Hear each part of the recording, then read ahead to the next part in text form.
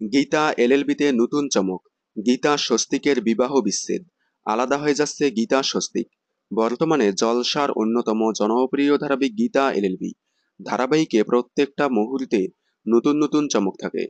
এবার নতুন চমক, আলাদা হয়ে যাচ্ছে গীতা স্বস্তিক।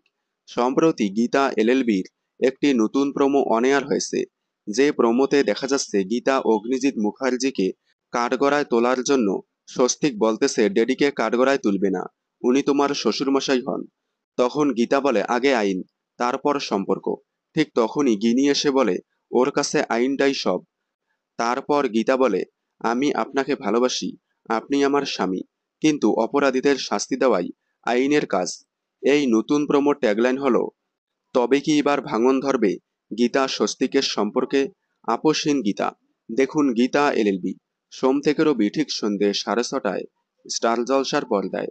বিনোদন জগতের সকল আপডেট সবার আগে পেতে চ্যানেলটি সাবস্ক্রাইব করে পাশে থাকা বেল আইকনে ক্লিক করে রাখুন। ধন্যবাদ।